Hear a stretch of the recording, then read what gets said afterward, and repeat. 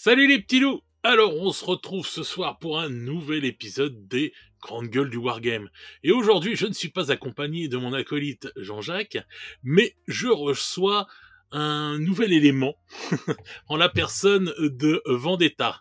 Salut Vendetta, bienvenue à toi ici. Voilà, t'as même ta petite musique, tu vois. Voilà, t'as vu, j'ai été chercher ta petite musique. Excellent, effectivement. Je me suis dit: «Je vais avoir une petite surprise», je pense, en arrivant.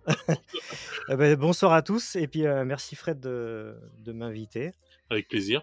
Voilà, donc pour ceux qui me connaissent pas, donc j'ai la chaîne YouTube Les Chroniques de Vendetta, qui est consacrée principalement aux tutos, dans la réalisation de décors principalement et des fois je fais autre chose. Je peux présenter des produits, faire des petits rapports d'aventure ou présenter des jeux un petit peu moins connus et voilà, c'est un peu selon mes envies. Voilà, donc bah, il y aura bien sûr le lien de sa chaîne en description, donc si vous voulez suivre. Et aujourd'hui, on va parler de craft en fait. Et donc, mon cher Vendetta, le craft, c'est quoi? Bah, alors le craft, on va dire que c'est un peu un terme, c'est un terme à la base anglais. Mhm. Si on devait le traduire, enfin chez nous, ça serait un peu plus long, ça serait on dirait que c'est, on pourrait dire que c'est une création artisanale, faite à la main. Mais en résumé, si on devait garder un terme plus français, c'est du modélisme, quoi. Mais le craft, c'est Ouais, plus, voilà, c'est le terme qui revient très souvent, maintenant, quand on regarde les créateurs de contenu, c'est un peu le mot, à la mode, on va dire. ouais, bien sûr, bah, puis ça s'anglicise beaucoup souvent nos conversations, donc c'est vrai que comme en anglais, on va dire, il y a un mot qui va résumer le truc, c'est vrai que c'est souvent euh, ces mots-là qui sont pris, quoi. C'est ça et puis pareil quand, je commence souvent mes tutos, c'est, «Salut les crafters», donc c'est voilà, Ouais, c'est resté, c'est pour ça que j'utilise souvent ce mot-là, c'est plus court, rapide à dire et puis, ouais, bien sûr, et puis maintenant on sait, ça rentre un peu dans les mœurs et tout, mais c'est ça. Mais des fois, il y a des gens qui savent pas ce que c'est, ça m'est arrivé il y a pas longtemps, donc j'ai j'ai décrit rapidement en quoi ça consistait. donc voilà, donc pour ceux qui savent pas, voilà, le craft, c'est le fait de fabriquer des décors ou des choses comme ça pour nos tables de jeu avec 3 bouts de carton, un bout de polystyrène et on te fait un château. Voilà, C'est ça. c'est un peu ça. En gros, c'est ça, ouais. Alors, donc on va parler donc du craft et tout, et on va parler de ces différentes, enfin, on va parler des différentes alternatives que l'on a pour faire des décors pour nos tables de jeu. Voilà. Alors donc on a le craft là qu'on va développer ce soir. Et à côté de ça, on a l'impression 3D, on a les décors qui peuvent être achetés en plastique ou d'autres matières comme ça, ou en carton. Enfin, il y a tout plein de décors, quoi. Ouais, si on faisait un petit peu le tour, il y a énormément de choses. Mhm. Alors après moi je vais parler plus, en termes de décor médiéval, mais on trouve à peu près la même chose pour, des Oui, tables futuristes ou autres. oui, tout à Mais, fait. souvent on va prendre en exemple, un décor qui va revenir souvent, c'est un bâtiment. Oui. Et là, par exemple, le premier décor, qui me vient à l'esprit, j'en avais parlé sur mon blog, c'est, qui coûte pas forcément très cher. Il faut du papier, épais et une imprimante. C'est des décors imprimés, en fait, qu'on va Mhm. venir plier après et en fait, tu as déjà tu déjà le visuel du bâtiment. Tu vas juste venir faire tes pliages et tu peux te faire une maison, une auberge, juste en ayant imprimé et en ayant fait tes pliages et ton collage et tu as, Dave Graffam qui fait ça et qui fait des magnifiques, décors imprimés. Heu, D'accord. voilà, donc c'est une alternative, quand on n'a pas forcément un gros budget. Bon après ça utilise un peu un peu la cartouche d'encre, mais Ouais, bon, bien sûr, mais bon, c'est une solution. Certains, ils vont même, aller plus loin, ils vont des fois acheter du carton plume et ils vont venir directement coller justement pour avoir quand même un décor, un peu plus solide. un peu Ouais. plus solide, ouais, rigide. Ouais, Ah, c'est pas mal, hein. C'est pas ouais. mal aussi, hein. Ouais, j'en avais fait, j'en avais imprimé. Bon, depuis, j'ai changé un peu, de décor, mais je les ai toujours et c'est une solution assez rapide, qui demande pas trop de temps et qui demande pas un gros Budget de budget. fou, ouais. Sachant que tu as des fichiers que tu vas acheter, d'autres qui sont gratuits. Souvent, tu as une petite maison de démo qui te permet un peu, du coup, de te donner une idée sans forcément dépenser un centime, sur le fichier, quoi. D'accord. Oui, donc ça, bon, voilà, des décors en papier ou collés sur du carton plume, ouais, ça peut être ça peut être une idée. Et il y a des décors maintenant aussi qui sont directement. Tu m'en avais parlé la dernière fois là, tu sais, sur le papier, enfin, je sais plus là ce que c'était. Alors il y a 2 types. Alors avant de parler du MDF, c'est là où on va en parler, mais Oui, il y a des déco il y a on trouve aussi des décors, plastiques qui ont déjà oui, bien sûr. alors je parle pas du plastique, comme les décors Game Workshop. Je parle d'un plastique, je sais pas exactement, c'est un genre de PVC expansé en fait et il est déjà printé, mais, je pense que c'est le même principe que le MDF en UV print, je vais en venir, je vais Oui, venir dessus et c'est des décors où, bah, en fait, c'est juste en boîte des plaques en plastique et elles ont d'accord, déjà je crois qu'il y en a pas mal, bah, c'est un peu les décors, je crois, c'est le principe des décors parce qu'il me semble pas que ce soit du MDF. Je crois que c'est le principe des décors de Infinity. Il me semble que c'est oui, il me d'accord, OK. semble qu'il y a une partie qui sont un genre de plastique imprimé et D'accord. après on va avoir alors avant de partir sur le MDF, puisqu'on a parlé du papier, on pourra parler du carton. Il y a les décors Battle System, Oui, c'est vrai. qui sont des plaques qu'on vient emboîter, donc c'est du carton. Après normalement, le but de ces décors, c'est censé être aussi, pour le stockage, mais bon la plupart des retours qu'on a sur le Battle System, c'est que tu le montes, mais bon, on te dit qu'il vaut mieux éviter de le démonter quand même après parce que, les petits clips que tu viens mettre, à force de les mettre et les remettre, tu as tendance à user le carton et donc du coup, tu risques de Ouais, réduire un petit peu la vie de ton décor. Après moi, je suis pas très fan de battle system, sur le jeu Core Space, par exemple, je pense que ça reste intéressant parce que ça permet d'avoir des délimitations avec des murs et cetera. Mais j'ai eu en main, enfin, j'en ai quelques-uns là sur l'étagère, les décors, les maisons, par exemple. C'est pas voilà, c'est pas ça peut vite, embellir une table, mais je suis pas ce moi je ne suis pas fan de ça, de ces décors-là. d'accord. Après on va avoir donc du coup le MDF. Alors le MDF, Ouais, tu as tout et enfin tu as plein de choses en MDF, c'est-à-dire que tu vas avoir, des décors en MDF, très basiques où, vraiment c'est juste une découpe et puis c'est à toi un petit peu d'embellir le décor. Il va y avoir des choses un peu plus poussées, on a des décors aujourd'hui qui sont en MDF. Et ensuite, tu as des découpes qui sont faites sur un carton, assez épais et qu'on vient rajouter, sur la partie en MDF justement pour donner un peu de volume. Ça, c'est pas mal. Il y a des très jolis décors, notamment un décor qui a été fait pour, Frostgrave chez Cromlech et d'accord. c'est, celui de la Merchant House. Franchement, je l'ai celle-là, elle est vraiment pas mal et le tarif reste abordable. Bon après, c'est à peindre et après il y a du MDF pré-peint.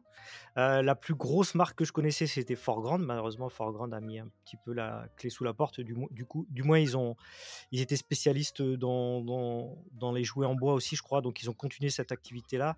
Ils vendent D'accord. encore leur fin de stock sur leur site, mais ils produisent plus de décors MDF pré-peints. Mais on D'accord. en trouve dans d'autres marques. OK.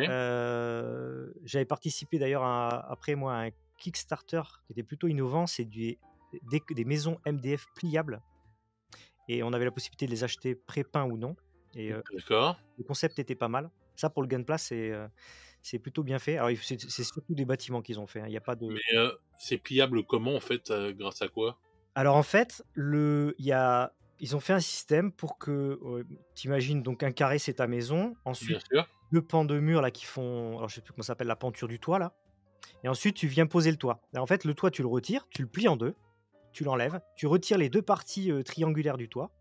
Ouais. Ensuite, en soulevant le sol de la maison, tu vas pouvoir rabattre, plier en fait la maison et la mettre à plat et du coup, après tu mets ça dans une petite boîte et tu peux stocker toutes tes maisons, et réduire la place que ça prend D'accord, OK. et ça, c'est, chez Mad Bob Miniature Ouais. et ils ont fait des décors, c'est ouvert un petit peu à tous les thèmes. C'est-à-dire qu'il y a des ruines un peu pour Warhammer 40 000. Tu vas trouver des maisons plus, médiévales, d'autres un peu style, genre plutôt pour bolt action, tu vois? Et là, le système, il est plus solide là, par contre, Ouais, c'est plutôt solide. C'est le système est bien réalisé, c'est bien pensé et au départ, j'étais parti sur ça surtout pour le stockage. Ouais, bah, oui, tu m'étonnes. Oui, c'est vrai qu'on en parle jamais assez ça, mais le stockage que on parle souvent du stockage de figurines, mais le stockage de décors, c'est vrai que c'est un truc, Ah ouais, vachement ça chez moi des boîtes de décors, il y en a un peu partout, hein. Il y en a ah ouais, tu m'étonnes. cachées dans le salon, cachées dans la chambre, sous le lit. Le mec, il a une Batcave et tout, tu sais, tu tires à la bibliothèque, il y a un truc, tac, tac, tac, tac, Ah ça c'est stylé ça, ça serait vraiment sympa. tu m'étonnes. Et pour finir sur le MDF, tu as l'UV Print. C'est une technique d'impression. Alors il y a MicroArt Studio qui fait ça et qui a été élu d'ailleurs, je crois meilleur, élément de décor 2022 pour ça. C'est du MDF et avec une technique d'impression, on vient imprimer un motif directement sur le MDF. Donc D'accord, tout ce qui va rester à faire pour le joueur, c'est de monter, en fait, d'emboîter ou coller si besoin. Et d'accord. tout est, en gros, tu as une texture sur toutes les faces. À l'intérieur, le sol, tu as les murs avec, une apparence, tu sais, tu peux avoir un effet, ton mur, tu as la couleur du mur, tu as une petite fissure, tu sais, tu as un peu de vie, quoi. C'est plutôt pas mal fait ce qu'ils ont fait là pour embellir des tables Bolt Action. Et puis ils sont même allés jusqu'à mettre des petites plaques en acrylique, justement pour faire les vitres des maisons. Ça, c'est vraiment plutôt bien fait et sans Ouais, être c'est sûr. forcément excessif au niveau des prix. Alors je sais plus, je crois que un bâtiment c'est aux alentours de 30-40 euros. Mais voilà, t'as pas de peinture, t'as juste le Oui. montage. Bah oui, c'est ça le truc, c'est que oui, d'accord, on paye un peu plus cher, mais tu rien à faire, donc faut ça dépend vraiment de la personne, de ce qu'elle a envie de faire. Si elle a le budget et qu'elle a rien envie de se prendre la tête, bah, vaut mieux prendre ça et puis, bah, celle qui a moins de sous et tout, bah, peut-être qu'elle va partir vers d'autres solutions qui sont, moins onéreuses, quoi. Ah bah c'est ça, c'est sûr que si tu prends TT Combat, tu prends leur basique, tu peux avoir des maisons à 10-15 euros. Mais voilà, derrière, tu auras quand même tout un travail. Donc en fait, il faut trouver un équilibre entre le temps que j'ai et le budget que j'ai, et puis essayer de se trouver le bon combo, quoi. Essayer de voir si on a vraiment du temps de s'investir dans le décor ou pas. Et puis après, comme je disais, il y a plusieurs solutions, hein. Il y avait aussi le Battle System qui est cartonné, qui est un peu moins cher.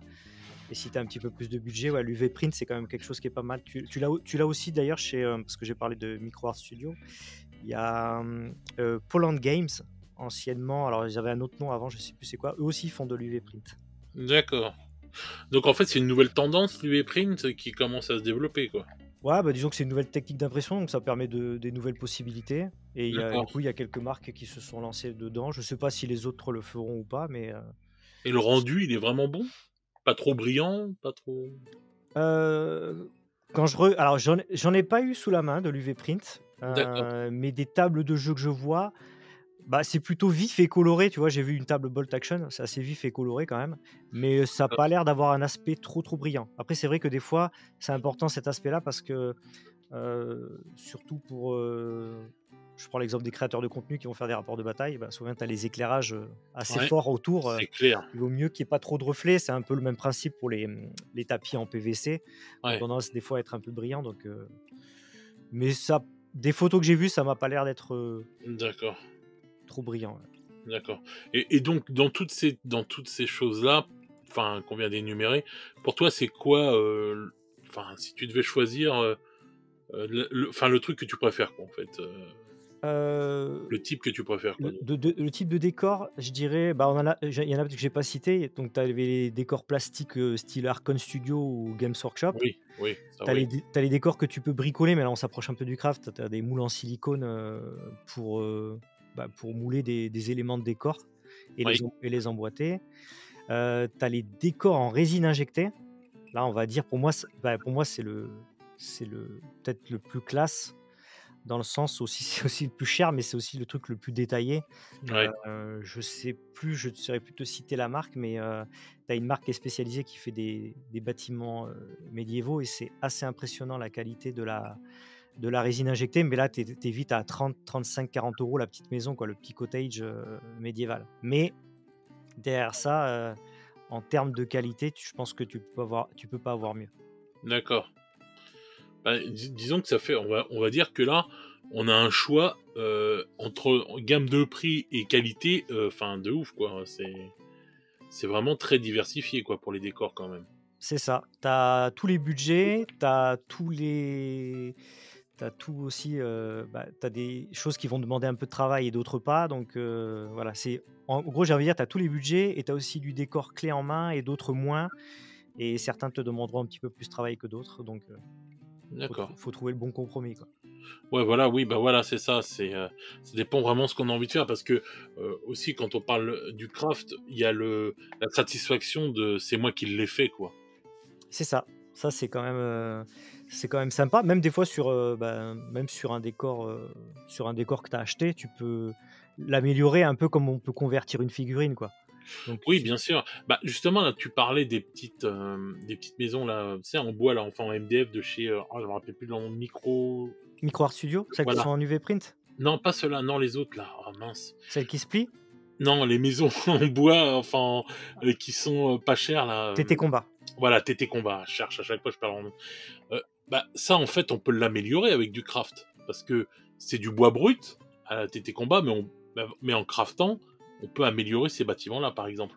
C'est ça. Alors ça, je l'ai fait dans une vidéo où justement j'avais montré qu'on pouvait, embellir en fait un décor MDF Ouais. et bah, en gros, ton mur il est brut, tu te dis si tu te dis, bah, tiens je vais faire, une maison plutôt avec un crépi, bah, tu prends une peinture texturée et tout de suite tu peux donner un petit peu de volume.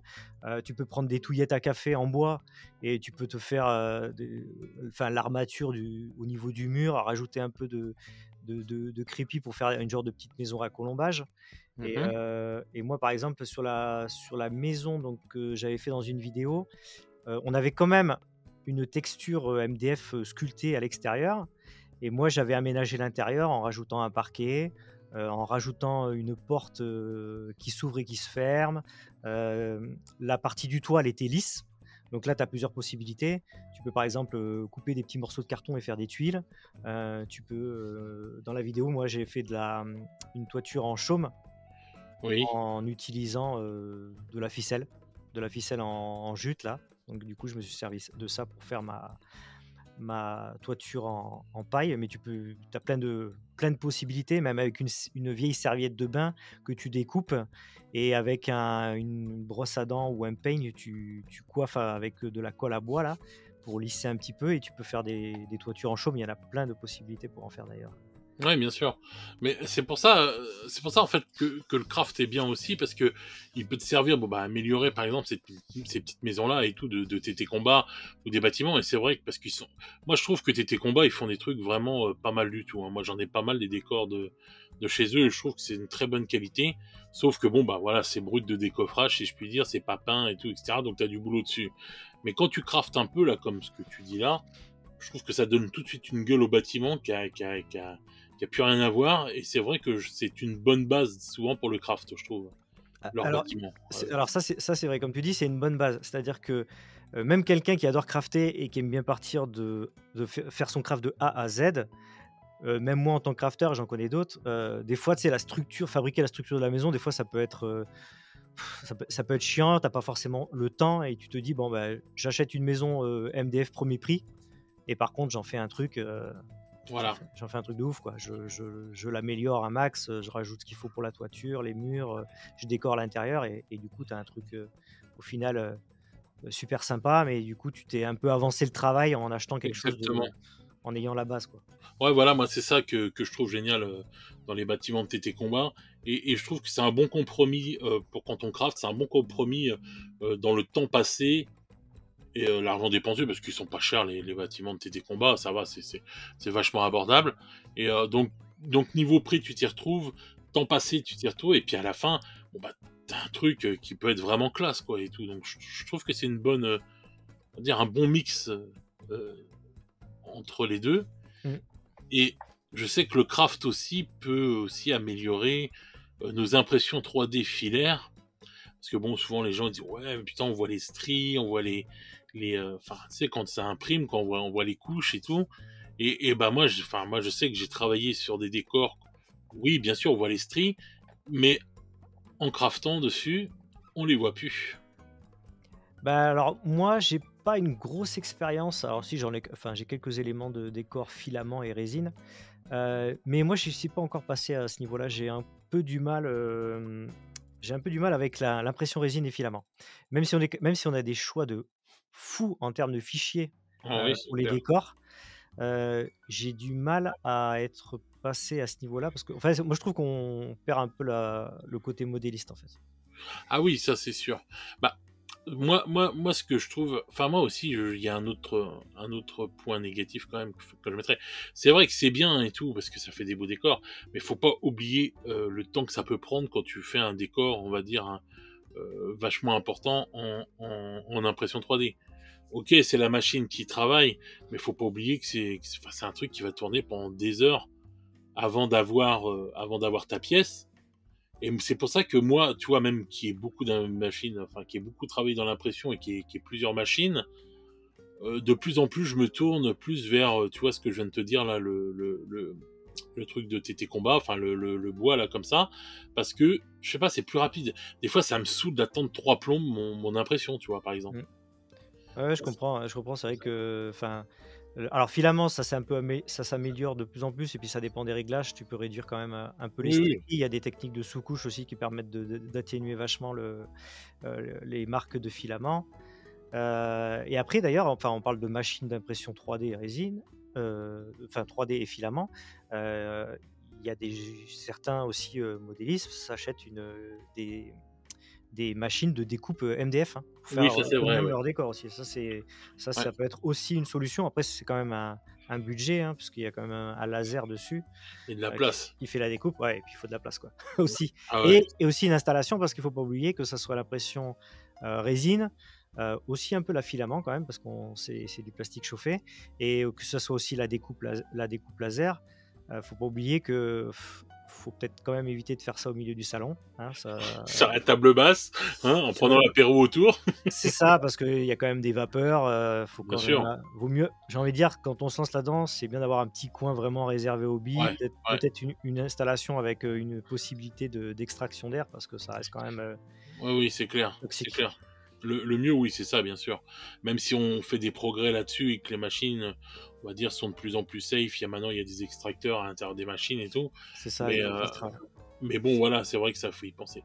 Bah, moi, j'ai fait pas mal de décors et tout en impression 3D pour des clients. Et c'est vrai que, avec mon expérience que j'ai dans le craft depuis des années, c'est vrai que ça m'a permis, euh, en fait, de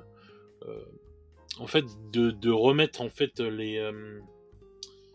enfin, de rendre plus beau les décors et de plus voir les stries, parce que bon, c'est vrai que t'as des résines spéciales qui peuvent t'enlever les stries, mais bon, ça refait de l'oseille par-dessus, ça a un autre coût et tout, et tu remanipules encore un produit, alors que sur certains trucs, un truc tout con, mais tu vois, comme tu disais, de la peinture texturée, ou même des fois un petit peu d'enduit de rebouchage et tout, des trucs comme ça permet de donner une autre texture à ta maison, et à pu voir les stries, et du coup voilà quoi, ça te fait un autre truc, et voilà. Et donc le craft peut aider aussi les gens qui sont réticents des fois dans l'impression 3D, à cause de ça, de se dire bon bah tiens, en fin de compte, ouais, une imprimante 3D, puis je recraft un peu par dessus et je rendrai mon impression 3D plus jolie à voir, quoi.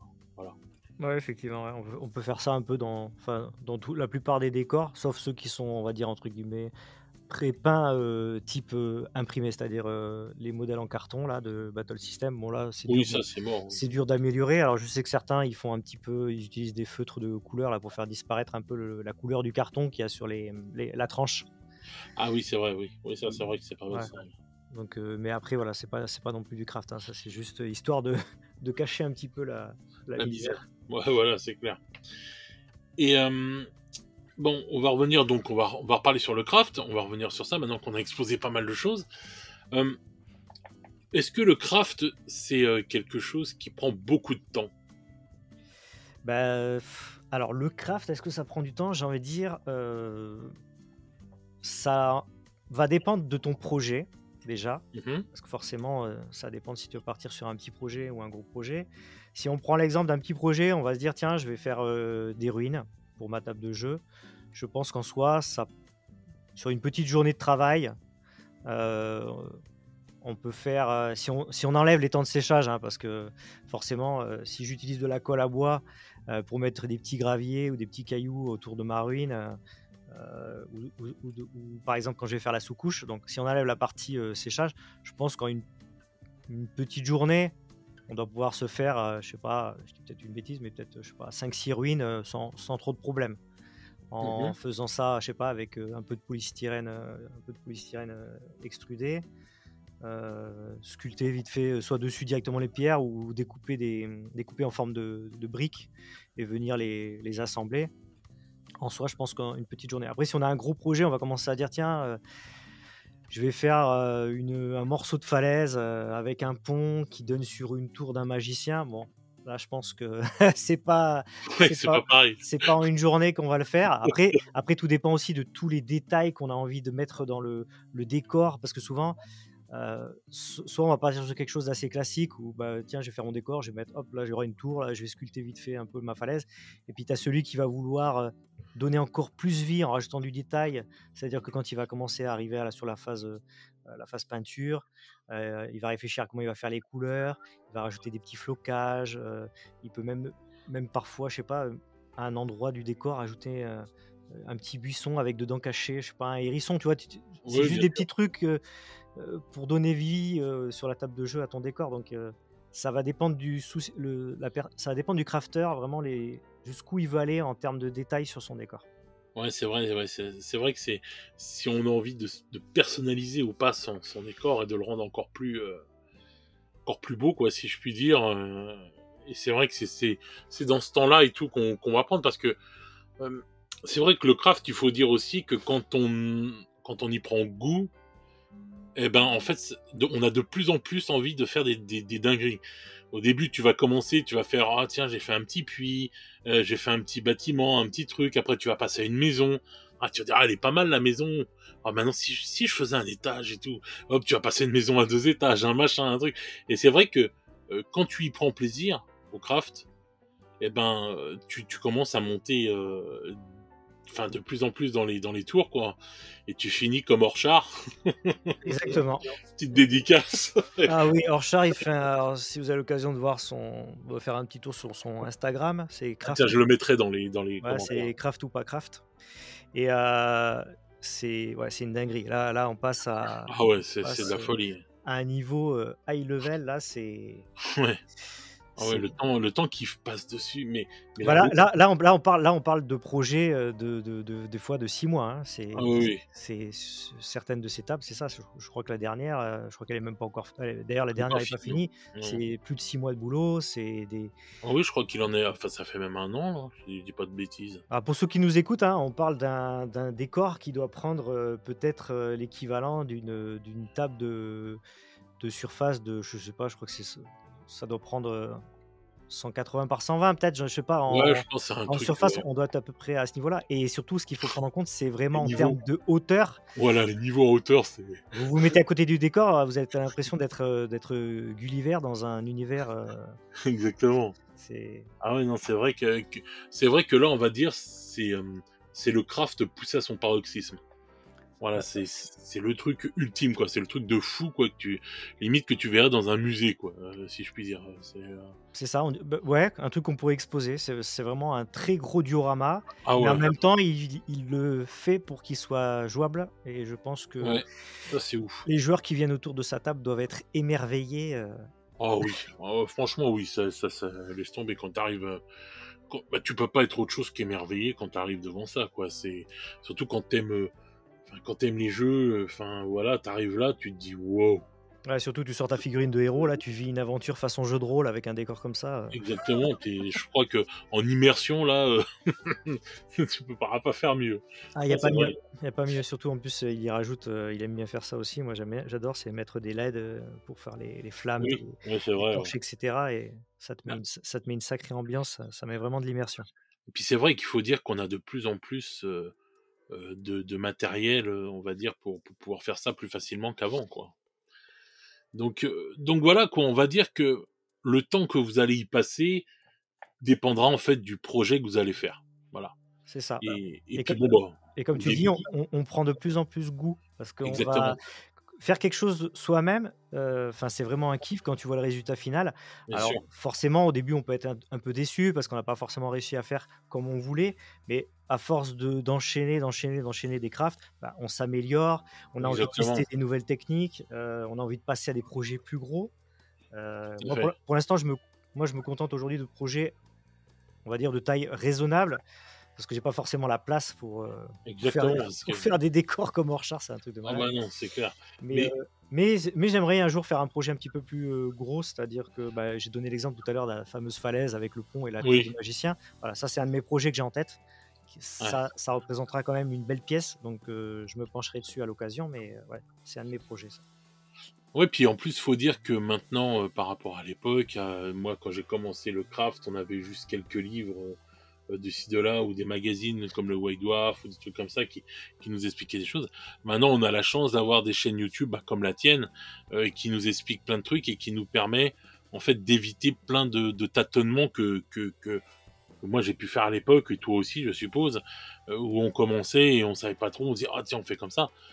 Moi, Voilà. quand j'ai commencé, quand j'ai fait le premier village qu'on avait fait avec un pote, YouTube n'existait pas. Donc, on a fait ça avec nos boîtes de céréales, et du polystyrène et compagnie. Et c'est vrai qu'on était parti à l'aventure comme ça et qu'on a appris sur le tas, mais qu'on avait fait quand même des trucs de fou. C'est ça. J'avoue, Exactement, c'est vrai que bah, déjà, moi, c'est pareil. Donc, moi, c'est époque 40 000, Warhammer 40 000 V3. Donc, ouais. bah, on n'avait pas grand-chose déjà en termes. Donc, Alors, il y avait quelques sites internet, des blogs, etc. Parce que même moi, enfin, déjà à l'époque, j'avais envie de partager.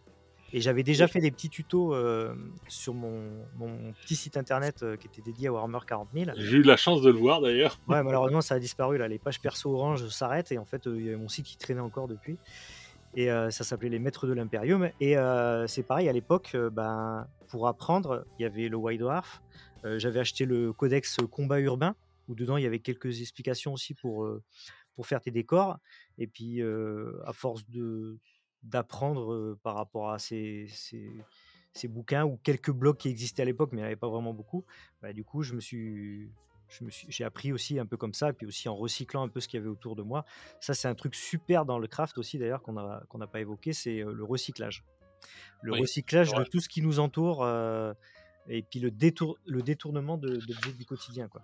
Ouais, ça c'est vrai. Par contre, il y a un truc, c'est que quand vous rentrez et que vous devenez un crafter entre guillemets et que vous créez vos propres décors, ce que vient de vous dire Vendetta, ça a une phase sombre. C'est-à-dire que n'importe quoi que vous allez voir après, vous allez dire ah mais je peux faire ci avec ça et je peux faire ça et du coup vous allez avoir plein de conneries que vous allez entasser. Ah mais alors des fois, on est à table en train de manger et je sais pas, Oui, il y a je sais pas, une boîte de fromage qui a une forme un peu particulière et exactement. moi, madame, elle me voit fixer l'emballage et elle me regarde et elle sait à quoi je suis en train de penser. Elle est en train de se dire: «Mais qu'est-ce qu'il va me fabriquer avec ça?» Voilà, elle se dit pas il va bouffer tout le fromage, non, non, elle se dit Non, non, qu'est-ce qu'il va faire avec l'emballage. c'est ça. «Qu'est-ce qu'il a vu encore?» Et là, elle me dit: «Alors, tu as vu quoi?» Ah ouais, non, mais moi, il m'est arrivé des trucs comme ça. Justement, quand tu sais, les coquilles Saint-Jacques, là, quand tu fais les trucs surgelés, là. Ouais. Putain, et à chaque fois, je me dis, ah, attends, je vais les garder parce que ça peut faire un beau socle et tout pour une figurine, pour un machin. Et je me dis, ouais, tiens, je vais en garder. Et à chaque fois, je les mets d'un côté et tout. Et j'oublie. Et la dernière fois, je fais du tri. Je me suis retrouvé, j'avais à peu près une vingtaine de coquilles Saint-Jacques vides, tu vois. Là, je pouvais faire des tenues hawaïennes si je voulais. mais non, mais enfin, et du coup, à force, tu gardes plein de trucs. Et je me suis dit, mais attends, mais mec, jamais tu feras 50 000 socles, quoi. Bon, allez hop, on va en virer parce que là, et c'est vrai que tu gardes plein de trucs. Tu vas dans la forêt, tu vois des racines, des machins. Wow, tu dis, oh putain, ça peut faire ci, ça peut faire ça. Et hop, tu ramasses. Enfin, il y a plein de trucs. Et c'est vrai qu'après, on se met. C'est un des points entre guillemets un peu plus bon, pas négatif mais un point voilà qu'il faut prendre en compte, c'est que bah, on se met à accumuler plein de choses pour pouvoir faire nos décors. C'est un peu nos bits, quoi, on va dire, Exactement, c'est ce que j'allais te dire. Les joueurs qui adorent faire des conversions, ils ont leur petite boîte de en bits. Rabio qui prend Ouais, peut-être voilà. moins de place que nos boîtes de crafters, mais c'est vrai, nous aussi on a une boîte de crafters où dedans on va avoir Exactement. les chutes de polystyrène qu'on ne s'est pas servi, qui pourront Voilà. servir à notre projet, les emballages les emballages plastiques ou quoi qu'on a imaginé déjà quelque chose avec, qu'on s'est mis de Exactement. côté. Un truc Des tout petits bouts bête, de ficelle, des trucs. l'autre jour, j'avais récupéré bah, les pommes potes, là, les compotes à boire. Là.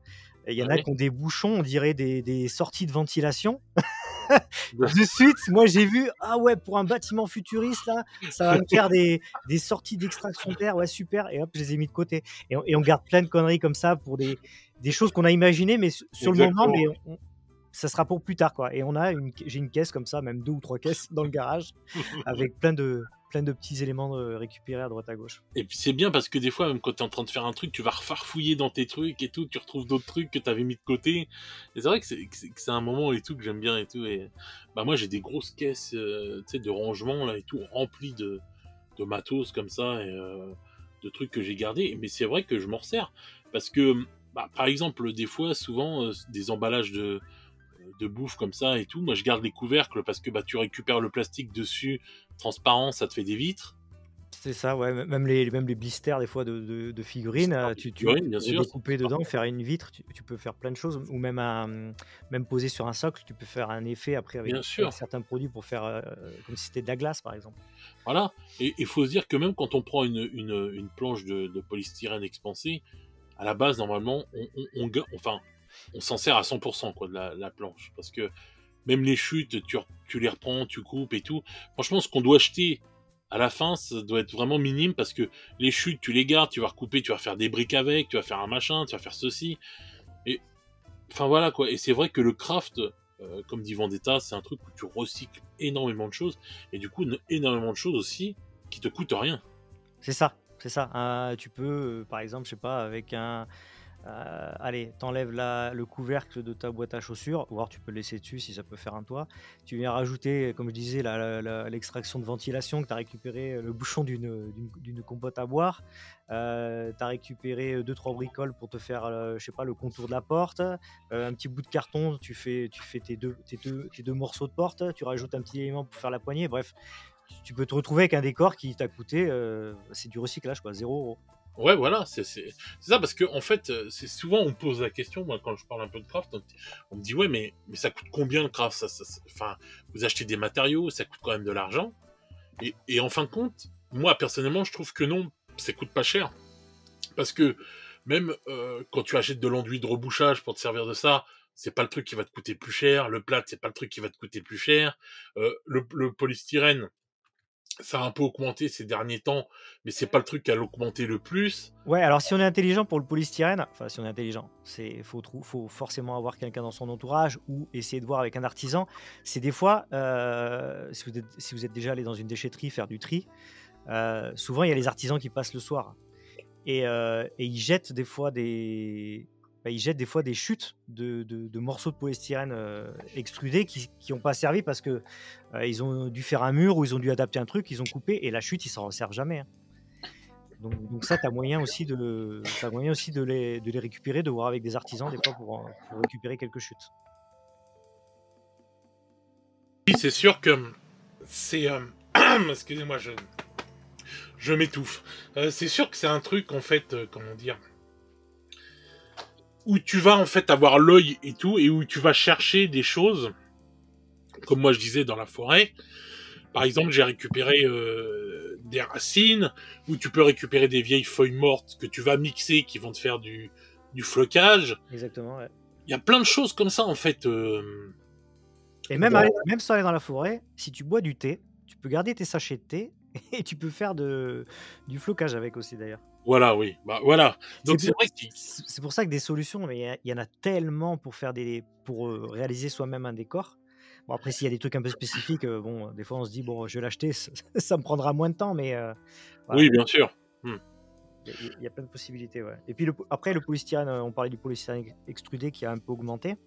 Alors, je conseille toujours de prendre plutôt l'extrudé que l'expansé, parce que Oui, l'extrudé, c'est un peu le polystyrène nous en Europe, enfin en France, c'est le polystyrène qui est un peu rose, pastel là. ouais. Et parce que le expansé, c'est un peu celui qu'on trouve dans les emballages.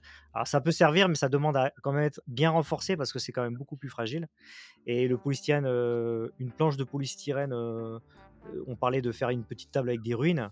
Vous achetez une seule planche à 8 ou 10 €, heu, ça suffit largement pour faire Oh vraiment oui. tout, quoi. Ah oui, ça c'est clair.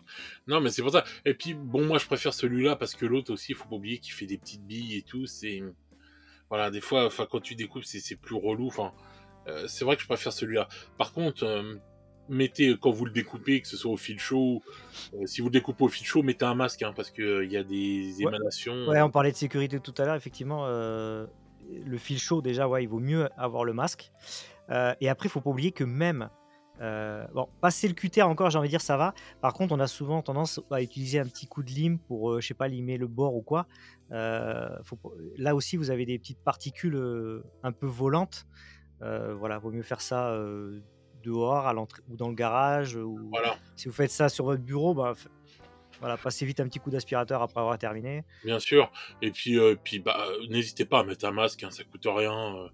On en a et tout, même quand vous faites de la bombe de peinture ou quoi que ce soit, n'hésitez pas. Enfin, mettez toujours un masque, quoi. Faut pas non plus déconner, ça coûte rien. C'est Et ça, tout bon modéliste, enfin et crafter doit avoir un masque parce que comme tu dis, peinture, que ce soit l'aérographe, quand je vais sous-coucher, c'est mieux d'avoir quelque chose qui protège quand même, même à la bombe, hein. bien sûr, bah, bien sûr. Et puis on parlait tout à l'heure, hein, l'impression 3D, la découpe laser, voilà, le masque il sert, et puis il sert, pour des travaux du quotidien à la maison aussi si jamais on a besoin. Bien sûr, on a toujours l'utilité. Puis c'est quelque chose qu'on achète une fois et qu'on garde pendant des années, hein. C'est bon, logiquement, tu l'as à vie, quoi. C'est ça. Mais, mais donc, oui, enfin, donc voilà. Donc, il faut savoir que le craft, bah, va générer, quand vous commencez et que vous faites vraiment des choses, va générer, on va dire, il va falloir de la place pour pouvoir entreposer vos petits matériaux de côté, etc. Et après, penser aussi au fait bah, qu'il va falloir entreposer ces décors. Ça, c'est vachement important. Ah oui, le stockage, le fameux stockage. Ah ouais, ça c'est le nerf de la guerre, le stockage. Ouais, alors le stockage, enfin moi perso, enfin comme je fais pas des décors trop gros pour l'instant, on va dire que tout ce qui est maison, moi c'est dans mon étagère dans le salon. J'ai une étagère, tu sais, avec les livres de jeux de rôle, de jeux de figurines, Mhm. et puis au-dessus j'ai mis un peu toutes les maisons parce que bon, c'est joli d'aspect, donc c'est pas trop dérangeant. Et après tout ce qui va être arbres, morceaux de colline, ou mon donjon, bah, j'ai acheté chez Action, ça coûte pas trop cher, les boîtes de rangement en plastique, hein, qui font à peu près, je sais pas, peut-être 30-35, 40 centimètres de long et puis peut-être 20-30 centimètres de large, avec peut-être 20 centimètres de hauteur. Et puis là, au moins, on peut stocker à l'abri ces décors, avec des Ouais, petits bouts de mousse à l'intérieur s'il y a besoin de les séparer. bien sûr. Mhm. Mais oui, c'est vrai que dès qu'on commence à faire à se dire j'ai envie d'une table désert, j'ai envie d'une table neige, j'ai envie d'une table. Exactement. Bon, là, ben, on commence à multiplier un peu les éléments qu'on rajoute à la table.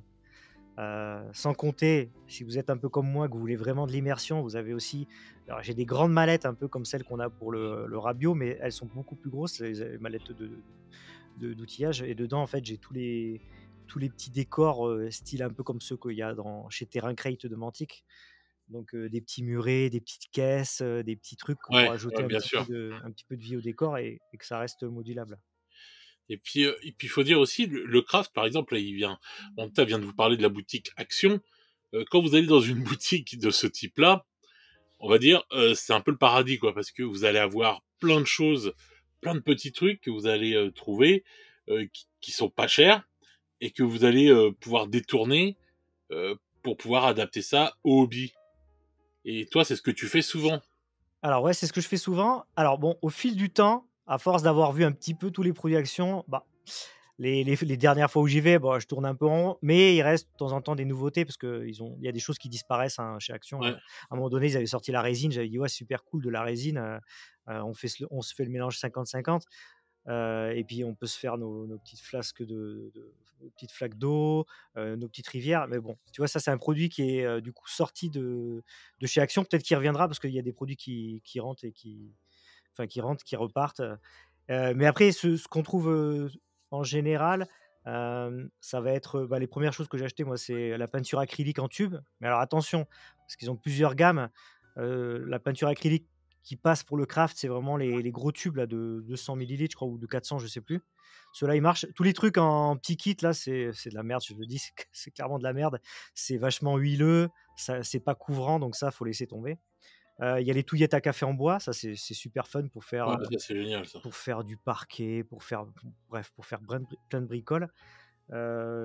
Chez Action, tu vas voir la colle à bois Patex. Bah, j'en ai une devant moi, hein, c'est je sais pas combien de millilitres, mais c'est un gros pot, 250 grammes, et je sais pas si c'est pas à peine 2 euros.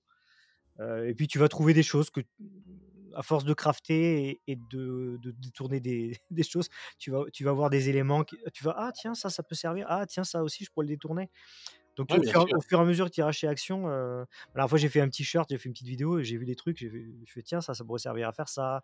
En fait, des fois je donne des idées, je j'achète pas forcément le truc, mais des fois je dis, je montre aux autres ce qu'on j'imagine des choses que je pourrais faire avec, sans forcément l'acheter des fois, mais je donne, le petit tips, l'astuce pour ceux Ouais, que ça ça c'est bien intéresse. ça. Ça c'est clair. Et bah tiens, bah, on va parler. Est-ce que, enfin, les outils indispensables quand tu craftes. Les outils indispensables, au départ, ça va dépendre, un petit peu, des matériaux que tu vas utiliser. Si on va commencer à travailler du polystyrène, obligatoirement, il te faut un cutter. Si tu as un Ouais, cutter de précision, c'est pas forcément utile au début, ça dépend encore ce que tu vas réaliser. Mais, j'ai envie de dire, pour faire des on va rester sur le principe de la ruine parce que c'est un peu l'élément de décor. Quand on apprend à crafter, c'est la première chose qu'on fait, c'est une ruine. oui, c'est vrai que c'est le moins Souvent dur à faire c'est le au moins départ. dur. On se fait une base, soit avec, un morceau de calendrier. Donc par exemple, tu vois, on prend un bout de calendrier, on va découper un peu une forme, d'un angle de mur. Dessus, on va venir mettre du polystyrène, donc il nous faudra un cutter. Il nous faudra de la colle à bois pour coller. Le fil chaud, tu vois, c'est pas obligatoire au départ le fil chaud. Non, non. Tu peux t'en passer, c'est dès que tu vas vouloir faire des choses avec des formes un peu arrondies ou des choses un peu plus précises, le fil chaud, ça peut être utile. Alors au départ, on commence avec un fil chaud à main. C'est le Ouais, truc le moins coûteux. Quand on commence à avoir un petit peu un budget peut-être un peu plus conséquent pour le craft et encore moi, aujourd'hui, j'arrive à m'en passer, c'est d'acheter une machine. Alors souvent on dit la Proxon, la parce que ponction, ouais. Proxon, c'est une marque, mais souvent c'est le terme qui revient pour parler de cette machine de découpe à fil chaud. Ouais, je vais Mais me la prendre dans pas longtemps d'ailleurs. bah, j'y pense de temps en temps, mais je me dis tant que j'arrive à faire ce que je veux faire, après c'est vrai que dès que tu veux faire des trucs un peu précis, ça peut être très utile. Bah, c'est vraiment, ouais, puis elle est pas si chère que ça par rapport à ce qu'elle peut donner. Et c'est vraiment pour le coup une super machine, quoi. Vraiment, Ah oui, c'est. oui, clairement, c'est un très bon produit. Ça coûte, enfin, aux alentours de 100 €, on va dire, Ouais, 100 à peu 100 près, €. ouais, voilà. Donc, 110, 115 € et voilà. C'est vrai que c'est quand même un truc, mais bon, comme tu dis, quand tu commences, non, mais après au ouais, bout d'un quand tu moment, commences, ça va être, cutter, une règle, voilà, des lames, heu, des lames de cutter parce que des ça s'émousse ouais, vite, ouais, hein. ouais, ça s'abîme vite quand même avec, le polystyrène, plus on va faire des découpes, plus la lame va s'user et forcément au bout d'un moment, on risque d'avoir des découpes plus on va déchirer le polystyrène, donc on va avoir Exactement, des ouais. marques et ça va pas être, top, dans la construction de notre décor. Après, en produit, bah, il faudra prévoir des pinceaux assez larges puisque, dans les outils, parce que quand on va faire de la peinture, on est sur des surfaces bien plus larges qu'une figurine, donc il vaut mieux avoir des pinceaux. Alors là, franchement, faut pas les j'ai envie de dire, on va pas acheter des pinceaux, on va acheter des pinceaux 1er prix, j'ai envie de dire, pour faire ça. Oui, Après, j'ai commencé à utiliser des pinceaux, alors que ça soit chez AK ou, Army Painter, là, les pinceaux à bourron, c'est pas mal pour certains projets de décor. ouais. En termes de brossage, c'est vraiment sympa à utiliser. Bon, il y en a certains qui disent d'utiliser aussi c'est le même principe un peu des pinceaux à maquillage qui sont à bourron. Donc, à tester. Moi, j'ai pas testé, j'ai testé des produits de modélistes, donc, Ah, les pinceaux à maquillage, c'est pas mal et tout, mais souvent il y en a, ils sont assez, souples, on va dire. ouais, j'ai l'impression que c'est beaucoup plus souple quand même, parce que là, tu vois, Ah oui! j'ai un Army Painter là, les masterclass, spéciales dédiées au dry brush. On sent un peu de rigidité quand même dans Ah oui, les bah, c'est clair que ça va pas être pareil si tu te maquilles avec ça, hein. c'est clair. Tu vas t'arracher un peu plus la peau, quoi. Ouais, moi je Ouais. compte pas me maquiller, hein, mais, Mais non, mais c'est vrai que non, non. Enfin, moi, je les trouve vachement souples les pinceaux à maquillage parce que j'en avais vu qui disaient ça. Bon, c'est sûr que sur un décor, c'est autre chose et tout, voilà. Mais ouais, parce que le brossage à sec, on a je vais y arriver. On a tendance à appuyer quand même un peu pour, bien voilà, frotter. Donc, vaut mieux pas que non plus qu'il y ait trop de souplesse. voilà. Donc c'est pour ça. Mais par exemple, bon, en pinceau, bah là, c'est là encore une fois, bah, par exemple, la boutique Action, vous allez trouver pas mal de pinceaux au premier prix et qui vont pas vous coûter une blinde et qui vont être largement suffisants pour faire du décor, quoi. Parce que n'allez pas acheter des pinceaux qui coûtent cher, quoi, hein. C'est voilà, quoi. C'est du décor, ça demande moins de précision quand même que sur certains trucs. Enfin, quand tu fais une falaise, par exemple, ou un truc comme ça demande moins de précision que quand tu fais une figurine, quoi. Oui, oui, Donc surtout que c'est surtout dans le cadre de brossage, quoi. Après, voilà. utiliser des pinceaux classiques quand tu vas commencer à faire des petits détails sur ton décor, mais, Mais pour faire du brossage à sec, qui dit brossage à Oui, sec, dit: «Je vais défoncer mon pinceau», en exactement, oui. général. Quoique le après, c'est vrai que, tu vois, je parle des ronds dry brush là de Army Painter ou Aka là, Mmh. c'est quand même résistant, hein. Oui, moi j'en ai d'Army Painter, justement. Faut juste, comme tout bon pinceau, penser à, dès qu'on a fini notre projet, aller faire un bon petit nettoyage, hein. Moi, c'est eau tiède et une petite goutte de liquide vaisselle pour les nettoyer Ouais, et puis c'est ça clair. suffit. Donc on a besoin d'un bon cutter, de lame, C'est de ça. rechange parce que voilà, Pourquoi pas un ciseau? Ça peut servir si on découpe du ciseaux, carton. ouais, ça c'est Prendre un clair. ci alors pas un ciseau décollé, hein, on prend un bon gros ciseau, Oui, qui coupe bien quoi, de c'est clair. préférence. Mais après voilà, en base vraiment quand on débute, comme je disais là pour l'histoire des ruines, si on regarde, mon cutter, ma règle, potentiellement on peut Colle, avoir un stylo Bic sous la main pour ceux qui aiment bien dessiner directement les briques sur le morceau de polystyrène, hein. ouais, Soit on ouais, fait brique par brique, soit on vient directement dessiner au stylo Bic, bah, les marques pour avoir la texture des pierres. bien sûr. Et après ça va être plus des produits, la peinture, de la pâte texturée, La colle PVA, voilà, la colle PVA. Donc en soi on peut débuter, vraiment pour pas grand chose quoi, au départ quand on veut réaliser ses décors soi-même, hein. On part sur un peu de recyclage, quelques outils de base, hein, en plus j'ai envie de dire, cutter, règle, on a tous ça à la maison, hein, bien sûr, oui, c'est vrai que la plupart du temps, donc il y a pas vraiment un gros investissement au départ. on est Après, en soi, si je regarde un petit peu là autour de moi, un peu tout ce que j'ai en vrac sur mon bureau, il y a, il y a des choses que j'ai investi après pour, par exemple, quand je vais fabriquer des tuiles de donjon, je me suis acheté un petit pack d'outils de sculpture en métal là de chez, ceux-là, ça doit être du Army Painter, d'accord, ou des limes aussi. Je vais sculpter, bah, des fois quand je vais, sculpter, j'ai, dans les outils de sculpture, il y en a un qui est en pointe un peu arrondie et ben, j'aime bien passer d'abord ma lame de cutter, mais très légèrement, pour faire le quadrillage de mes dalles de donjon.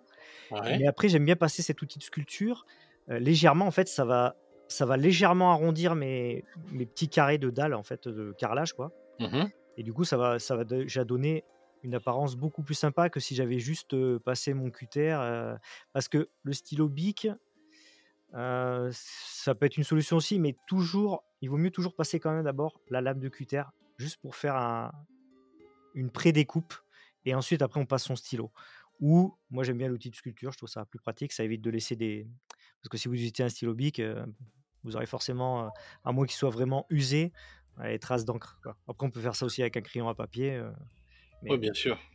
mais voilà, il y a pas un gros investissement je pense à faire, après comme je t'ai dit ça dépend, après c'est une histoire de confort, on parlait de la Proxon tout à l'heure Oui, ou du découpeur à fil chaud. Alors bon après un découpeur à fil chaud on peut s'en sortir pour 20 € ouais, c'est clair, ouais, pas mal, ouais. La Proxon, bah, faut multiplier le budget par 5 quoi, donc Et puis après aussi, il faut dire que quand on est crafter, bon, on voit tous les petits objets qui peuvent nous faire un décor. c'est ça. Il y a beaucoup d'outils aussi qu'on détourne nous-mêmes et qu'on fait nos propres outils, entre guillemets, pour pouvoir fabriquer certaines choses, pour pouvoir faire, qui vont donner, par exemple, toi tu disais là que tu avais utilisé ces produits-là pour faire les dalles. Bah moi je prends par exemple, je prends le dos d'un pinceau, quoi. Tu vois, le bout Ah du oui, doigt. la partie fine, ouais. Voilà, et tout, et hop, je passe, j'en avais un qui était assez, qui passait justement bien et tout, et que j'ai essayé une fois comme ça pour faire, et je me dis, ah merde, c'est pas mal. Et le pinceau, il était mort, bah, je l'ai gardé juste pour ça, quoi. Et du coup, j'avais mon truc, il faisait bien mes rainures et tout, etc. Et donc, c'est vrai qu'il y a pas mal aussi d'outils, de choses, bah, tu sais, comme les pierres, des vraies pierres hein, que vous trouvez dans la rue, ou enfin oui, dehors, quoi, et, et qu'on va se servir pour faire, par exemple, la texture de nos briques, tu vois. Ouais, exact. Ou avec une boule. Alors il y en a certains qui préfèrent, ça dépend de vraiment la texture qu'on veut donner et si on veut vraiment que ça marque. Moi, j'ai tendance à utiliser des grosses pierres et après il y a la solution de se fabriquer juste une boule d'aluminium Ouais, voilà, de et papier d'alu. passer la boule d'alu et je rebondis parce que tu parlais du pinceau. Quand tu as un pinceau qui est très vieux, un pinceau large, tu viens décoller tous les poils. Tu gardes et tu écartes légèrement la partie métallique du pinceau, ça s'appelle la virole.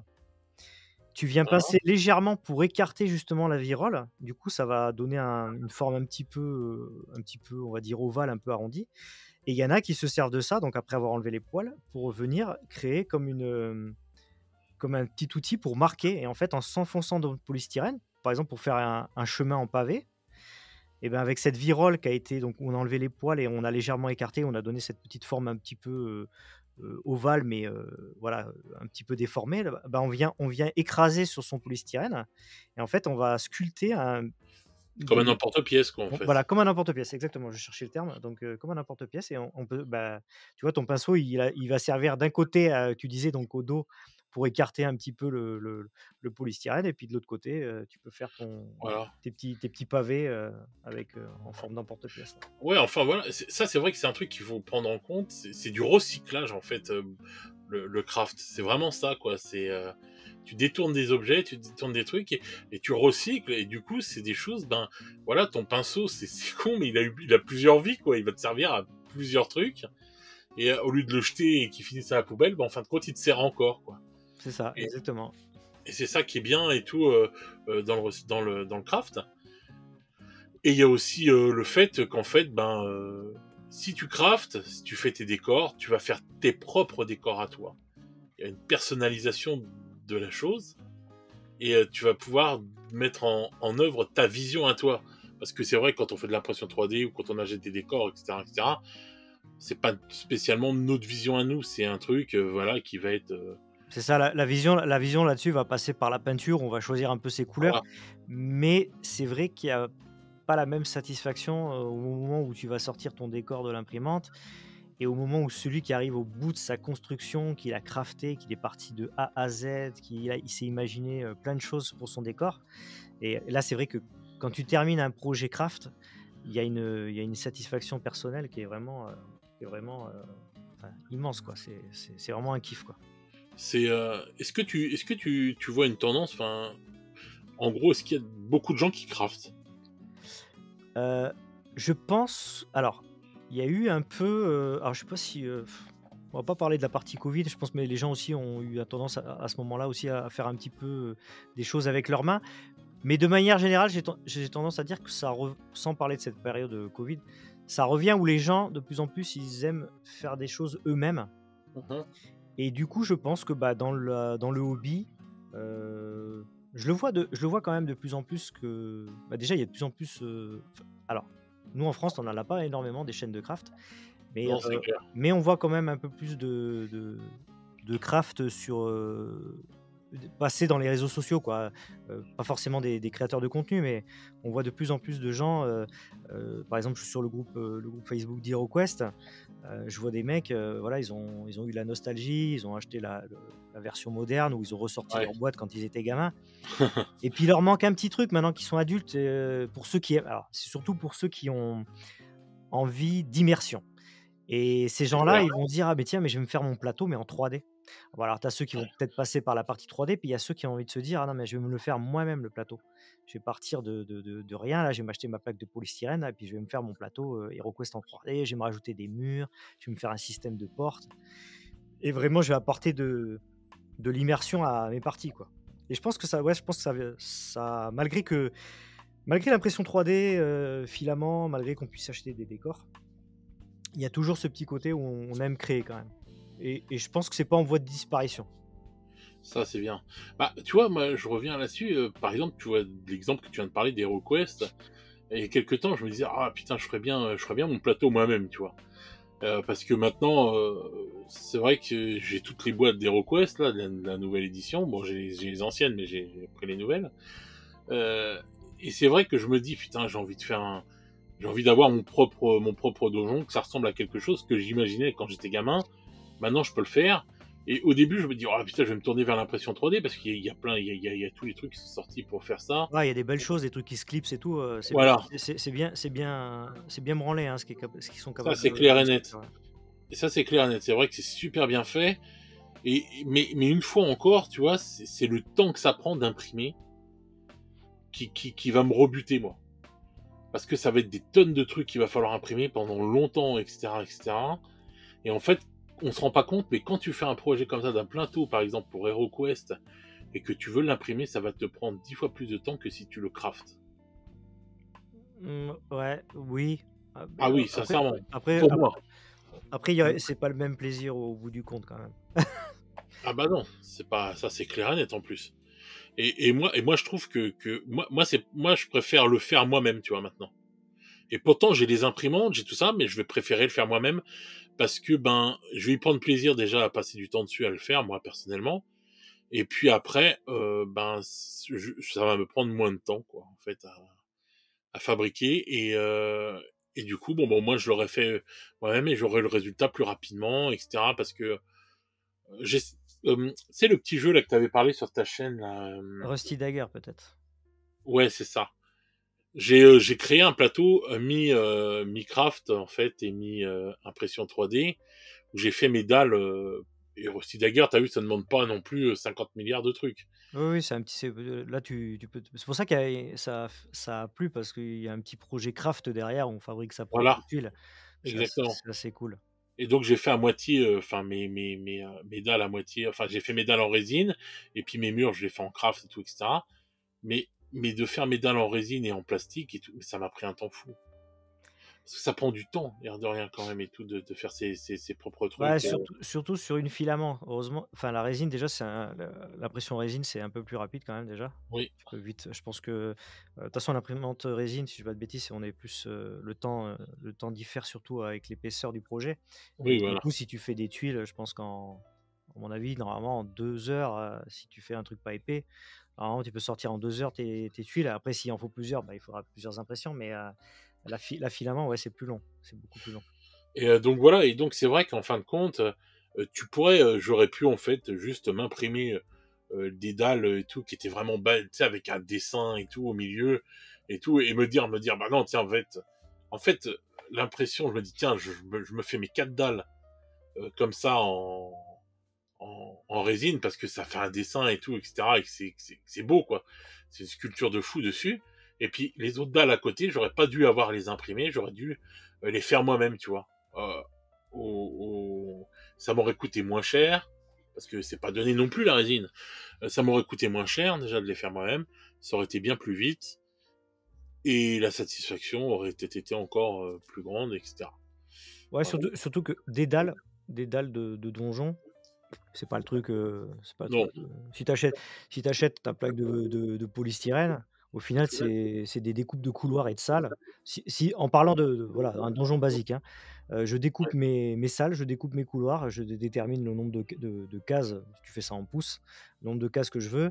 Je sais pas, je me fais, allez, 5 salles, 3 couloirs ou 4 couloirs pour rejoindre chaque salle et le temps de faire la découpe, de sculpter, de faire les textures et tout.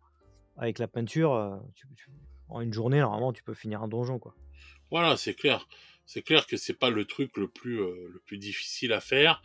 C'est même le truc qu'on peut commencer, enfin qui peut être un bon délire dès le départ, quoi, pour commencer, quoi. Ah ouais, un premier craft, une tuile de donjon. Bah, d'ailleurs, Ouais, le premier tuto que j'avais fait pour, Donjons et Cavernes, donc ouais, puisque j'ai fait une série de tutos justement pour, enfin, elle sert pour les joueurs de jeux de rôle qui veulent faire leur donjon et en même temps pour les joueurs de jeux de figurines, puisqu'il y a des parties en donjon, hein, comme des jeux comme, certains scénarios dans Ranger of Shadow Deep, Frostgrave, dans HeroQuest. exactement, ouais. Donc, le premier tuto, c'est la tuile. C'est vraiment, le point de départ de la série de vidéos et après, comme on a dit dans ce podcast, on a parlé aussi des ruines. C'est un peu le classique du craft, pour une table de Ouais, jeu. c'est clair.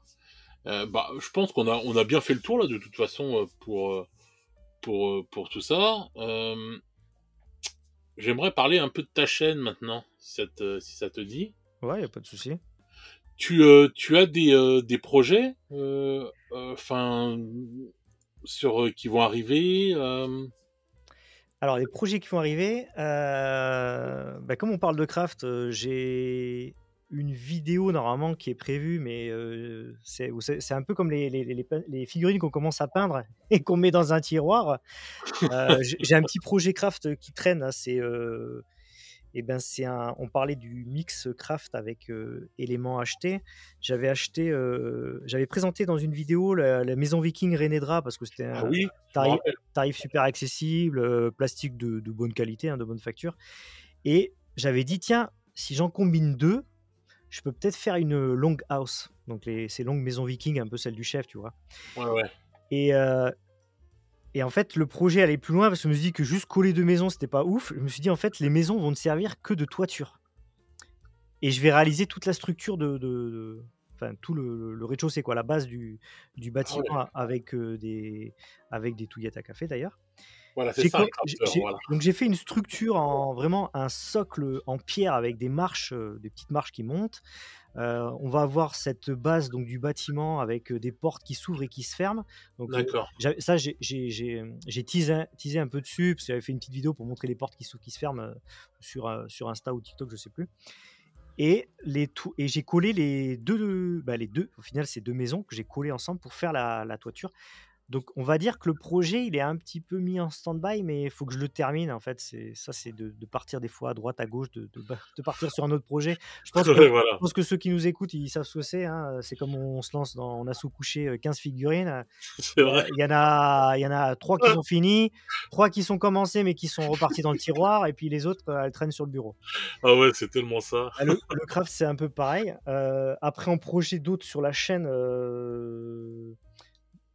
j'ai je travaille sur mon jeu de figurines en ce moment, D'accord. un jeu de figurines solo coopératif. Donc il y aura dans les projets de vidéos à venir, il y aura sûrement, bah, déjà une démo du jeu. Bon, on n'en est pas encore là, ça c'est plutôt un projet assez lointain encore.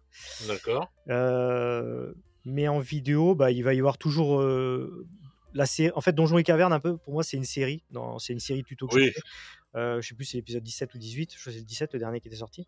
Donc je vais continuer à proposer des choses parce qu'au final, dans un donjon, tu peux imaginer tellement de choses. Dans les Oui. projets que j'ai en tête, je voulais faire un une genre de salle, avec un autel de sacrifice, avec, donc D'accord. genre de partie où le sacrifice se fait, avec, une rainure dans la pierre où le sang il coule et il vient remplir un bassin. Oh, oh! Voilà, Sanglant. pour invoquer une créature ou bref, enfin tu peux D'accord. imaginer tout ce que tu veux.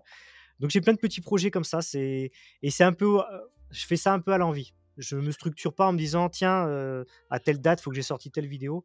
Je lance mon projet, je vois s'il aboutit ou non. Ce qui est le plus pénible, en fait, pour un créateur de contenu qui craft, c'est de toujours, «Ah vite, il faut que je sorte mon trépied», parce qu'en fait, j'ai pas une installation qui est, tout le temps fixe. Ouais, ouais, c'est Donc clair. sortir le trépied, souvent les gens, bah, je pense qu'il y en a quand même qui se rendent compte un peu du travail, mais c'est vrai que, sortir ton trépied, la fixer, machin, sortir l'appareil photo, vérifier que ta carte mémoire, il y a de la place dessus, alimenter ton appareil photo, bien le placer, régler la netteté, commencer à travailler, bah, déjà, tu as perdu un quart d'heure, 20 minutes, rien que pour te mettre en place. Donc C'est clair. si tu mets en projet, enfin si tu dois arrêter ton projet parce que, tu peux pas le finir dans la journée, donc tu le reprends plus tard, bah, hop, faut tout réinstaller après, donc ça prend un peu de temps. Mais voilà, les projets, c'est un peu au feeling, moi, il y a pas de choses prévues, il y a pas de planning, en fait, sur ma chaîne. Oui, J'ai c'est vrai. j'ai Ouais. j'ai un fichier Excel avec plein d'idées et puis D'accord. des fois, je dis: «Tiens, ça me botte, je vais partir là-dessus». Et puis entre-temps, entre tous ces mélanges de tutos que je diffuse, bah, des fois, je fais: «Tiens, j'ai acheté ce produit». Je me dis que ça peut être intéressant de montrer à la communauté, parce qu'en fait, j'ai regardé, j'ai trouvé, une vidéo en espagnol ou en anglais, mais ils parlent du produit, mais ils font pas la démo, donc bah, je me dis: «Bah, ça sert à rien». Ça, c'est vrai, je suis tout à fait Donc d'accord. je vais présenter le produit ou des fois je vais, et puis je vais en prendre un autre, la dernière fois, c'était le produit de chez Aka pour justement conserver. Là, on parlait de récupérer les plantes dans la nature. Oui, ça, c'est vrai, ouais, c'était pas mal ça, ouais. Voilà, le résultat était plutôt satisfaisant sans non plus être exceptionnel et puis là, je suis reparti tester sur de donc souvent quand je teste un produit, je vais faire une vidéo mais ça s'arrête pas là. C'est-à-dire que derrière, moi, je continue à bosser, à tester des choses dessus. Moi, j'ai récupéré des feuilles de fougère, ça fait déjà, c'est un peu des tests sur la durée, ça, c'est ce qui est un peu Oui, pas c'est un évident. fil rouge, en fait, le truc, c'est Donc là, clair. j'ai trempé mes trucs de fougère dans le produit et j'ai gardé toujours une fougère que j'ai cueillie à côté qui, elle, n'a pas été trempée dans le produit et on voit extrêmement la grosse différence là, tout de suite, de ma fougère qui est complètement recroquevillée, les feuilles, elles sont complètement, sèches et celle que j'ai trempée dans le produit, bah, à part perdre sa couleur, il y a de la souplesse, c'est un petit peu rigide et du coup, je vais tester à partir d'une feuille de fougère, de faire une mini fougère et puis je montrerai ça sûrement, pas forcément en vidéo, hein. Des fois, je me sers du blog quand j'ai pas envie de quand je me dis que Il y en a peut-être pour une minute à montrer en vidéo. Je me dis: «Ça vaut pas le coup», donc je fais un petit article de blog à côté. Je le diffuse dans l'onglet communauté pour dire que c'est en complément de la vidéo Ouais. et après, voilà, c'est les vidéos, il y a pas de voilà, tu me parlais si j'ai des projets à venir. Je t'ai dit un petit peu les tendances, mais il y a pas forcément de trucs fixes. Ouais, voilà, ouais, ça peut. Ouais, c'est au gré en fait de tes envies, de Ouais, tes choses. C'est ça qui est bien, hein. j'ai fait ça en fait, la chaîne a été faite vraiment au départ pour le partage, c'était de tutos. Mhm. Et puis à un moment donné, j'ai dit: «Tiens, j'ai envie de faire des rapports de bataille», alors que moi j'appelle des rapports d'aventure parce que souvent c'est des jeux plutôt axés, solo ou coop. Ouais, bien sûr. Mais je pourrais très bien faire un rapport, «d'aventure» entre guillemets, même sur un jeu d'affrontement, je pense. Et du coup, j'avais envie d'apporter quelque chose de différent en mettant des effets spéciaux, en mettant de la musique épique. En fait, j'ai voulu faire un peu un rapport, façon un peu cinéma, quoi. Mais toujours en précisant quand même un peu aux joueurs, qu'est-ce que j'utilise, quels sont les résultats des dés, histoire de quand même garder l'aspect jeu. Bien sûr. Et voilà, dans ce qu'il y a sur la chaîne, c'est surtout ça. Alors, ça fait un petit moment que j'ai pas fait un rapport d'aventure. Peut-être Ouais, le ça prend prochain. beaucoup de temps aussi, hein, Ouais, alors ça, ouais, ça prend énormément de temps parce que comme, j'aime bien mettre des effets spéciaux, j'aime bien faire comme dans les jeux vidéo, on a en bas à gauche le nom des héros avec, leur point de vie. Au Ouais, moment où ils c'est sont vrai, ouais. blessés, le point de vie, on voit, il disparaît. Ouais, tout ça, ça demande beaucoup de temps. C'est peut-être pour ça qu'il y en a c'est peut-être pour ça qu'il y a pas eu de suite à la campagne que j'avais lancée de Cell Sword and Spellslingers. Bah, c'est vrai que moi j'avoue, enfin moi je conseille les auditeurs d'aller voir parce que moi je suis fan de tes vidéos là. Déjà, Donjons et Cavernes, j'adore suivre ça. Même si des fois il y a des trucs que je sais faire et tout, c'est toujours un plaisir à voir et à regarder de toute façon. Et alors les parties là où tu fais, enfin quand tu joues, je trouve ça génial. Je t'avouerai que j'aimerais bien en avoir une par semaine, mais je sais tellement le boulot que ça demande derrière que voilà. Et donc on va dire, bah, quand ça revient, on savoure encore plus parce qu'on se dit ah chouette et tout, c'est revenu, il y a un nouvel épisode et tout, on va voir comment ça se passe. Mais c'est vrai que t'as réussi. En fait, c'est con, mais t'as réussi à faire qu'on s'intéresse aux personnages en fait. Oui. Les personnages que tu joues, enfin moi c'est comme ça que je le ressens, hein. On s'intéresse à eux quoi en fait, on se dit merde putain il a raté son truc, mais qu'est-ce qu'il fait quoi et tout, il arrive quoi le bonhomme là, pourquoi il a autant de ratés là, enfin C'est c qu'est-ce qui arrive et tout Ouais, ça. ouais, d'ailleurs, c'était ça, c'était Sanka, Ouais l'homme 5K voilà. panthère, qui lui arrivait que des bricoles, alors que Mais oui je me pourtant dis putain mais il le a l'air mec, super balèze avec ses 2 dagues et mais oui. il lui arrive des petites péripéties, Voilà, et c'est vrai que c'est génial quoi en fait, et c'est super cool à suivre. Mais bon, oui, c'est clair que ça doit te prendre un temps fou. Et ça, tu vois, tu disais oui, les gens ils savent et tout. Il y en a qui savent et qui se rendent compte du travail. Il y en a beaucoup qui se rendent pas compte du travail de ce que c'est derrière une vidéo, que ce mmh. soit sur ça ou même une petite vidéo de 5 minutes où on vous montre un truc, un machin, une peinture, un truc. Mais derrière le temps qu'on a passé à faire la vidéo, c'est pas 5 minutes. Hein. Bah, en fait, il y a le temps en fait, ce qu'il faut prendre en compte dans une vidéo d'un créateur de contenu, alors ça dépend, quelqu'un qui va faire un live, forcément, il est un petit peu moins embêté parce que, bah, il Oui, fait un live, c'est diffusé en direct, après lui, il a juste à au pire, faire au pire des fois, il va passer dans un logiciel de montage pour, faire quelques coupures et garder que les éléments essentiels et à ce moment-là, il a pas plus à faire. Celui qui va, créer, vraiment filmer ce qu'il fait, bah, derrière, il y a donc la préparation du matériel, installer tout, il va exactement. filmer, il va peindre ou crafter ou présenter un produit. Alors moi, je travaille beaucoup en voix off souvent, c'est-à-dire que ça me permet moi d'essayer de travailler plus vite et encore, c'est pas forcément le plus rapide, mais je filme, je, prends mes, je sais pas, des fois, il y a peut-être, 3 heures de vidéo. Sur ces 3 heures de vidéo, je vais les regarder un peu en accéléré. Je vais dire: «Tiens, là, j'ai fait cette découpe, dans un tuto, donc je vais dire ça. À cet endroit-là, je vais dire ça. Ça, c'est important, ça, c'est essentiel», voilà. Et ensuite, je me prépare ma voix off. Je récupère mes morceaux de vidéo, je m'enregistre, et après sur mon logiciel de montage, ben, je vais placer les éléments, que ça colle bien avec l'endroit, bah, c'est à la voix off, je vais dire: «Bah, là, on va découper, bah, il faut que je mette la partie de la vidéo où je montre le Exactement. découpage», hein. Et ouais, ça prend pas mal de temps, mais les pires vidéos en termes de temps, c'est les rapports d'aventure Ah parce oui, je me doute. parce que c'est un pas déjà je joue et je suis obligé de prendre des notes, donc ça me casse un petit peu le rythme de la partie parce que je dis: «Tiens, là j'ai fait ça, là j'ai fait ça, là le résultat du dé c'est tant». Parce que même si tu filmes, enfin, Je prends des photos, moi, en fait. Je me fais un diaporama vidéo, souvent, c'est plus pratique pour moi. Et je prends des notes. Et après, justement, c'est avec toutes ces photos, faire des effets de fondu, rajouter des effets spéciaux, et puis raconter une histoire, parce qu'il y a aussi l'élément narratif. Tu me disais, on se prend un petit peu on suit un peu les personnages. Puis c'est vrai que déjà, je me souviens, la première fois que j'avais fait ma campagne L'Alchimie Noire de Frostgrave, j'avais fait une intro avec musique épique, avec les personnages, Ouais, ouais, avec leur nom qui apparaît. c'est vrai, ouais. Donc c'était assez cool à faire, et c'est sûr que là, on a envie de se dire, ah bah tiens, on va voir qu'est-ce qui se passe pour les aventuriers dans cette aventure. Bien sûr, bien sûr. Non, mais c'est clair, mais c'est vrai que ça nous donne envie de faire toujours plus de choses. Et moi, je sais que là, je prépare des séries de vidéos sur pas mal d'autres choses. Tu vois, déjà, le fait que ce que tu disais là, d'en fait, de filmer et après de faire la voix off, moi, personnellement, je trouve que c'est un boulot de ouf de faire ça et tout. Et faut prendre sans doute l'habitude. C'est pour ça que j'essaye toujours de faire entre guillemets du semi-direct quand je fais quelque chose. Parce que je me dis, putain, ça veut dire que sinon tu es obligé de filmer, tu remontes ton montage, il faut que tu le re-regardes et tout, que tu refasses ta voix pour pas rien que ça tombe en même temps et tout. Et c'est vrai que c'est beaucoup de boulot. Et ça, faut s'en rendre compte que pour une vidéo de 5 minutes, 10 minutes, voilà, c'est un boulot de ouf. Voilà.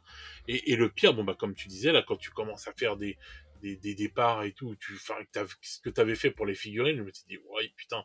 Et en fait, ce qui voient pas aussi les gens, c'est que, bah, tu fais ça, là, tu as ta vidéo comme ça, mais il a fallu que tu mettes ta table en jeu, enfin, que tu montes ta table, il a fallu que tu mettes tes décors, que tu payes tes figurines, que tu mettes tes machins. Il y a énormément de choses à côté C'est qui prennent ouais, énormément de c'est temps. ça. Mais après, pour revenir sur la voix off, c'est un peu, ça, c'est moi qui le veux vraiment, parce Oui, que dans les tutos, je veux vraiment ne rien oublier. Donc ça me permet de revoir ce que je fais. Tu vois, plutôt que de parler en direct, tu vois, des fois, je pourrais me dire, ah zut, mais j'aurais dû préciser quand même, ça, c'était quand même important et je l'ai pas dit.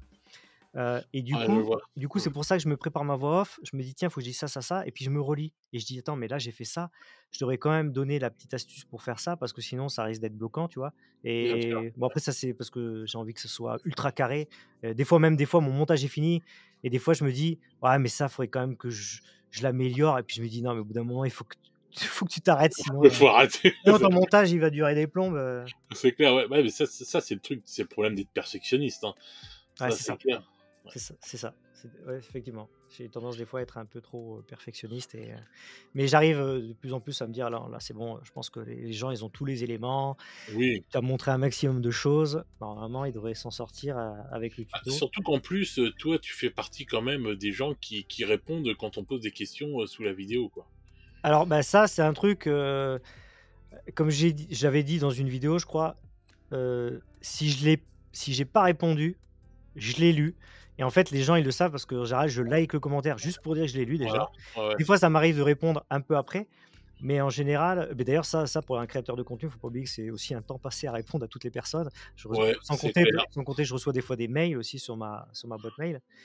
Mais après, je prends un plaisir de ouf à répondre, et puis derrière, la plus grosse satisfaction en termes de créateur de contenu qui fait des tutos, c'est de recevoir des abonnés, des productions que eux ils ont fait, Ah soit en oui. suivant intégralement, soit en s'inspirant du tuto. Ils disaient: «Voilà ton tuto, j'ai adoré, j'ai fait ça», et si vous saviez comme c'est un kiff de recevoir ça, tu te dis: «Voilà, tu as fait ta vidéo, tu l'as partagée parce que tu avais envie de le faire», et derrière tu reçois ça, c'est la plus grande satisfaction du Ouais. créateur de contenu, quoi.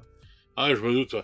Bah, moi, c'est pareil. Moi, c'est quand les gens, ils viennent me dire que j'ai réussi à provoquer une émotion, par exemple, quand je lis les vieux White Dwarf et que je parle et que je raconte, en fait, un peu, je raconte ma life, quoi. Et c'est vrai que quand les gens viennent te dire que, ah, putain, tu m'as provoqué ça et tout, tu m'as rappelé ceci, et des trucs comme ça, c'est vrai que c'est que quand tu fais du contenu comme ça, c'est vrai que c'est assez touchant, même quand on fait les podcasts et tout, et que les gens ils te disent ah putain, je suis content, je vous ai écouté en même temps que je peignais telle et telle figurine et Ah, tout, j'ai c'est eu peur, génial. je croyais que tu allais dire, quand je faisais ma vaisselle. Oui, il y a des gens qui nous écoutent en faisant leur vaisselle. Et bah, hier, je coupais mes courgettes, pendant que j'écoutais, le début du podcast. Non, mais c'est con, mais c'est les podcasts, j'aime bien parce qu'en fait, du coup, tu peux faire autre chose, et puis souvent, Oui, bah, si tu fais du hobby, tu es en train de peindre ou faire ta maquette et puis tu peux écouter les gens parler, c'est Bien sûr. intéressant. Bah, c'est pour ça que j'ai opté pour le podcast. Voilà. Et puis après, tu peux intervenir, mettre un commentaire. Bon, hier, hier, je me suis relu quand j'ai validé le commentaire que je vous ai mis sur votre vidéo. Ouais, ouais. Oh, Après putain. Jean-Jacques, j'ai dit. Après, j'ai relu, j'ai fait ah mais j'ai mis un pavé quand même. Bon bah tant pis, hein, au moins Je- je leur fais un retour sur la discussion quoi. Ah non, non, c'était bien. Franchement, je regarde, ah tiens, il m'a mis un petit commentaire. Je défile le truc, je vois le truc, je fais, Rah je fais, what? Ouais, c'était pas un petit commentaire. Ouais. Le mec, il m'a envoyé un parchemin. Alors, donc, il y a les 10 commandements.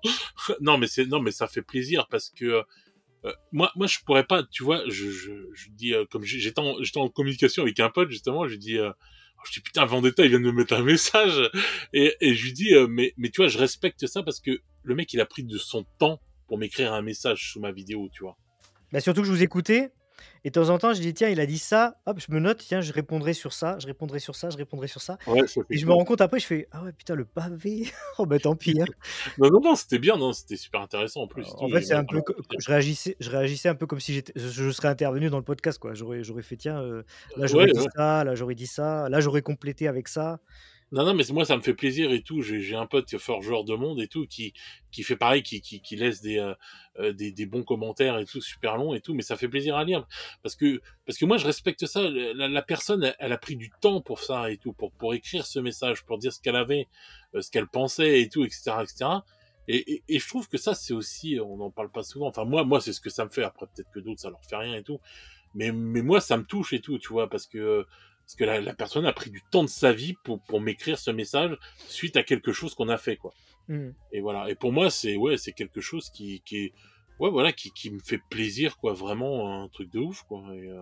Ou les gens qui sont toujours là, qui vont toujours être là, et qui vont toujours mettre un petit commentaire récurrent, ces trucs-là et tout, ça me fait plaisir. Même ceux qui vont faire le commentaire entre guillemets juste pour dire bah tiens pour le référencement et tout, mais qui y pensent à le faire. Moi, tous Oui, ces oui, petits... oui, ça c'est vrai qu'il Ouais. faut le dire de temps en temps. Le problème avec l'histoire de bon après, en soi, c'est pas très grave, mais l'histoire de leurs algorithmes, YouTube et Oh là compagnie, là. où il faut que les vidéos, elles soient likées, commentées, bah, ça coûte rien. Si tu as aimé une vidéo, bah, tu likes. Oui. Si tu peux glisser un petit commentaire, tu glisses un petit commentaire. Bah, c'est toujours sympa à faire Bah ouais, surtout comme je disais et pour le tout. créateur de contenu, ouais. Moi sur ma chaîne, tu mets juste un petit émoticône de loup et un like et puis voilà, ça te prend, allez, ça te prend 5 secondes dans ta life. Et puis voilà, et t'as fait le truc et t'as aidé le mec. Si tu peux pas l'aider financièrement ou des trucs comme ça, selon les mecs qui, enfin, quand on demande des sous, enfin, qui demandent une aide ou quoi que ce soit, si tu peux pas donner de l'argent et tout, mais ça te prend 10 secondes. Mmh. Ça coûte rien à faire, quoi. Et c'est vrai que c'est important et que ça aide et tout et que ça fait plaisir. Et puis bah voilà, et puis bah ceux qui commandent vraiment, qui réagissent. Moi, c'est ce que j'aime sur les podcasts, c'est parce que ça provoque beaucoup de réactions. Et du coup, bon bah voilà quoi, c'est quelque chose que j'adore faire sur cette chaîne. Et voilà. D'ailleurs, j'espère on va se revoir et tout pour le podcast. Là, on va parler des jeux. Merde, comme on a dit là, tu sais, comme Sword et tout ça, les jeux coopératifs. Ah oui. Ah bah avec plaisir, hein, écoute, Oui, je trouve ça sympa les podcasts, donc si de temps en temps le thème me plaît et que tu veux m'inviter il n'y a pas de et problème. que je suis dispo, bah écoute, Ah ouais, on va se faire ça, on va se faire un petit podcast à 4 là et tout, ça va être sympa. Ça va être marrant. Donc bah voilà, je pense qu'on a fait à peu près le tour. T'as quelque chose à rajouter? non, rien en particulier, amusez-vous dans le hobby, c'est le principal, hein, que ça Ouais, soit, craft, peinture ou jeu, bref, ouais, ça c'est clair. faut se faire plaisir. Ouais, c'est clair, c'est clair. Bon bah voilà, bah écoutez les amis, j'espère que cette petite découverte du craft, et puis bah ceux qui connaissent pas, allez découvrir la chaîne de Vendetta, franchement, il y a des tonnes de choses à voir, c'est vraiment hyper intéressant. Et donc n'hésitez pas à aller voir sa chaîne et n'hésitez pas à lui mettre des petits commentaires et des petits likes aussi, il sera content. Et puis bah j'espère que ça vous aura fait plaisir ce nouveau podcast. Et puis bah les petits loups, je vous souhaite une bonne soirée ou une bonne journée selon comment vous écoutez ce podcast. Et on se retrouve très vite pour de nouvelles aventures. Ciao ciao les petits loups.